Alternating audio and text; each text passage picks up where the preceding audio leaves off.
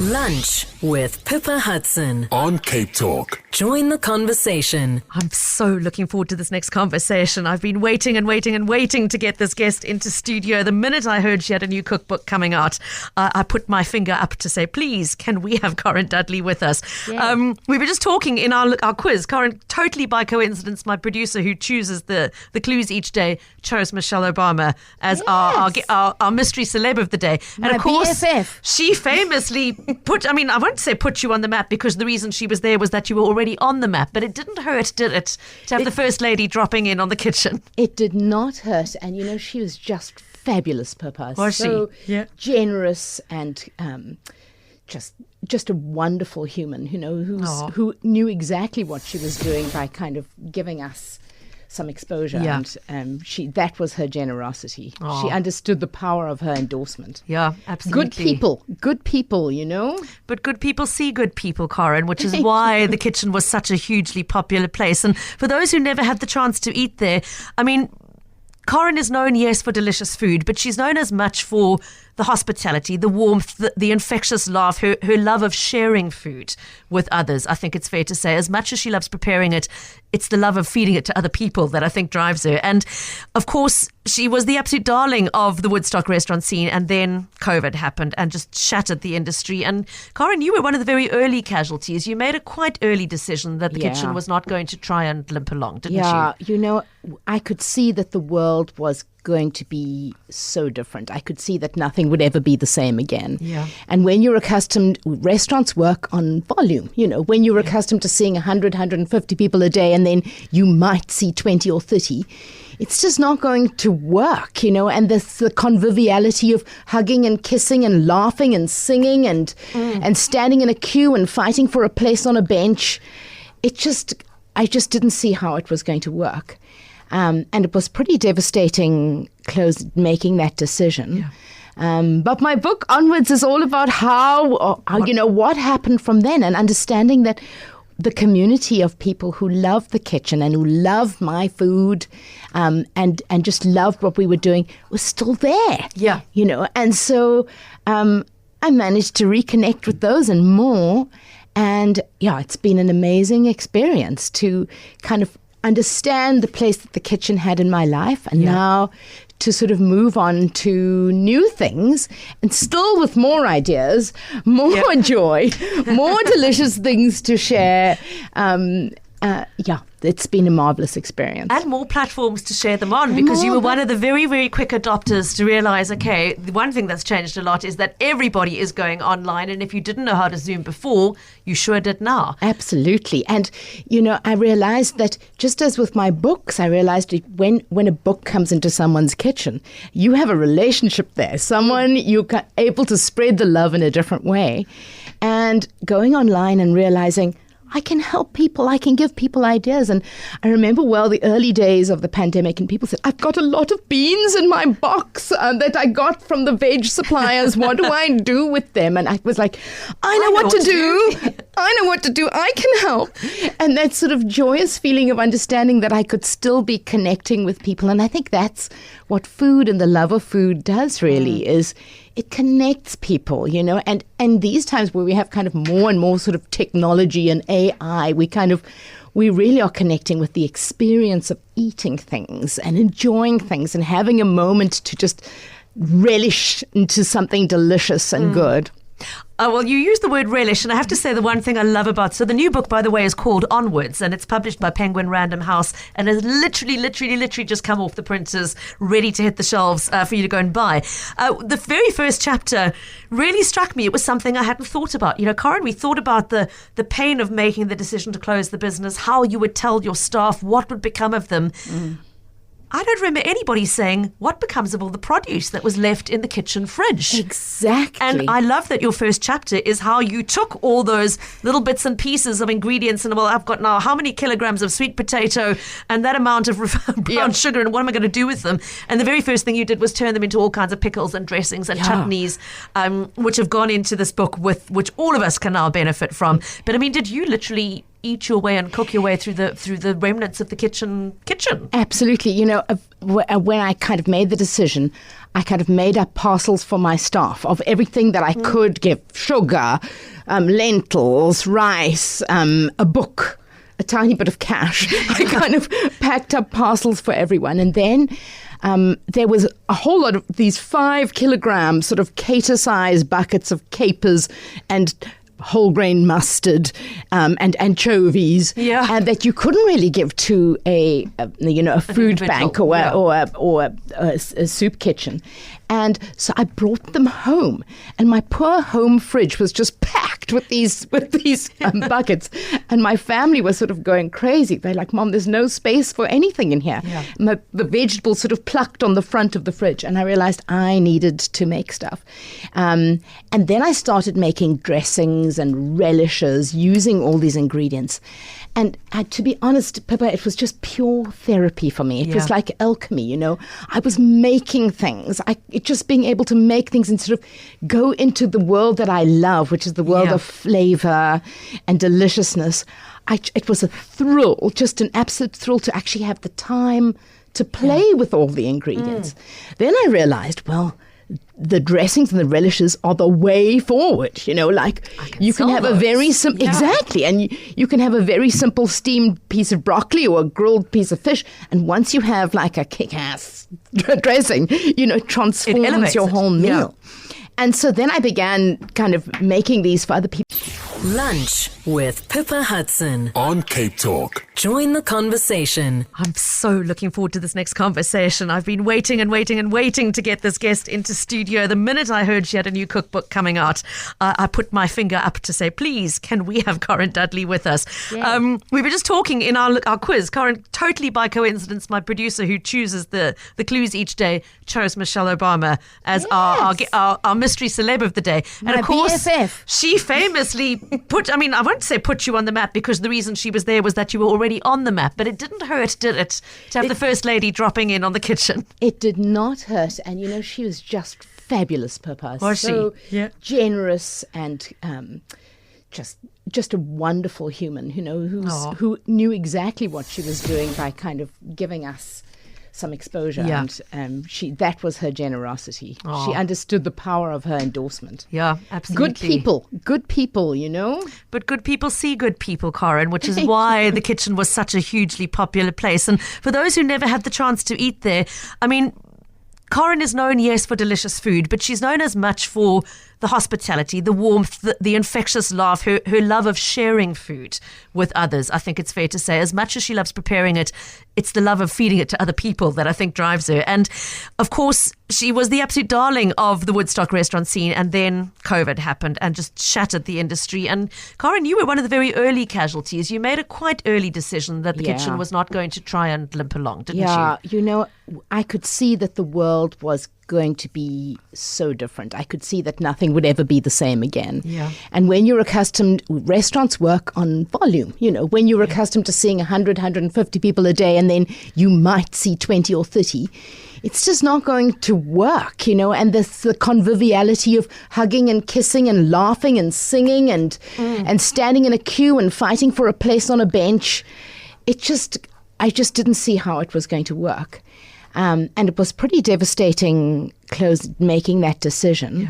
Yeah. But my book Onwards is all about how you know, what happened from then, and understanding that the community of people who love the kitchen and who love my food and just loved what we were doing was still there. Yeah. You know, and so I managed to reconnect with those and more. And yeah, it's been an amazing experience to kind of understand the place that the kitchen had in my life, and now to sort of move on to new things, and still with more ideas, more joy, more delicious things to share. it's been a marvelous experience. And more platforms to share them on, because you were one of the very, very quick adopters to realize, okay, the one thing that's changed a lot is that everybody is going online. And if you didn't know how to Zoom before, you sure did now. Absolutely. And, I realized that just as with my books, I realized when a book comes into someone's kitchen, you have a relationship there. Someone you're able to spread the love in a different way. And going online and realizing, I can help people. I can give people ideas. And I remember the early days of the pandemic, and people said, I've got a lot of beans in my box that I got from the veg suppliers. What do I do with them? And I was like, I know what to do. I know what to do. I can help. And that sort of joyous feeling of understanding that I could still be connecting with people. And I think that's what food and the love of food does really is it connects people, and these times where we have kind of more and more sort of technology and AI, we really are connecting with the experience of eating things and enjoying things and having a moment to just relish into something delicious and good. Well, you use the word relish, and I have to say the one thing I love about... So the new book, by the way, is called Onwards, and it's published by Penguin Random House, and has literally just come off the printers, ready to hit the shelves for you to go and buy.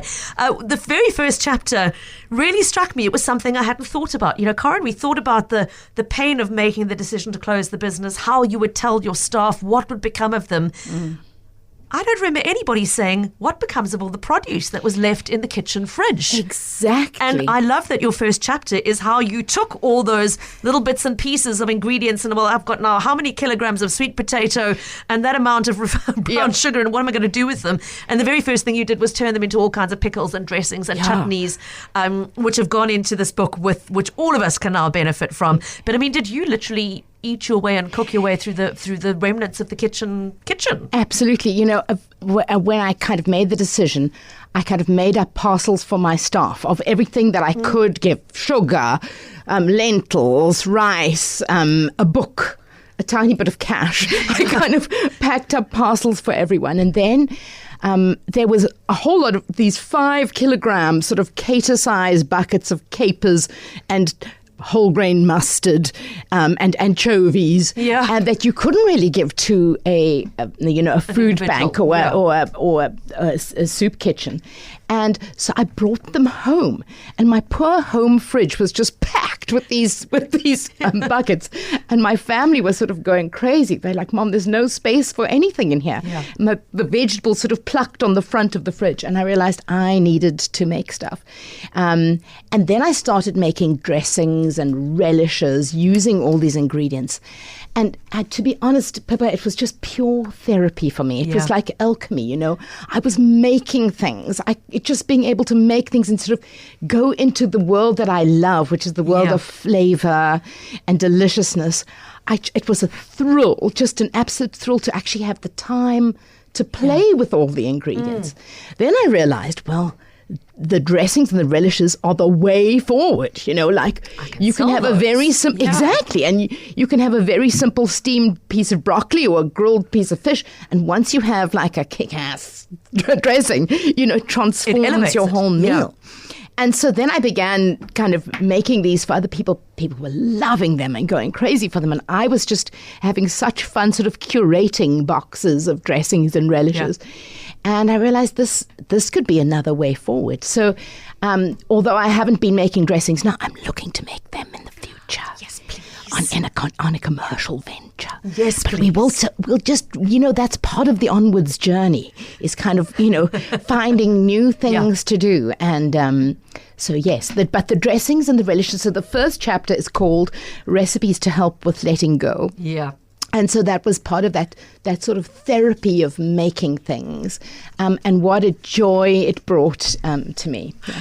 I've just got to say, the chapter titles in this book, it's worth buying it for that alone, because you are going to explore the chapter about the solace of vegetables, the brassica affair, I make lunch for my sweetheart now, curiosity and hunger, earrings and lipstick for Instagram, and much, much more. And the recipes are exactly what everybody came to know and love from you, Karen. They are taking ingredients that might look like the simplest, humblest of ingredients, and just saying, well, if we add that and a splash of that and a crumb of that, it goes boom and turns into something explosive.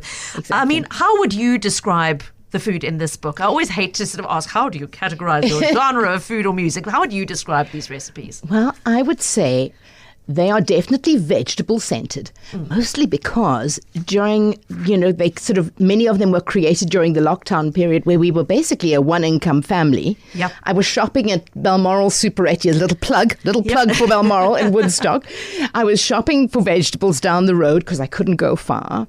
And we weren't eating a lot of meat because we somehow just didn't feel the need for it, and occasionally we'd stop at a Woolies or Pick and Pay and get things. But really, it's really working with the simplest of vegetables and sort of elevating them.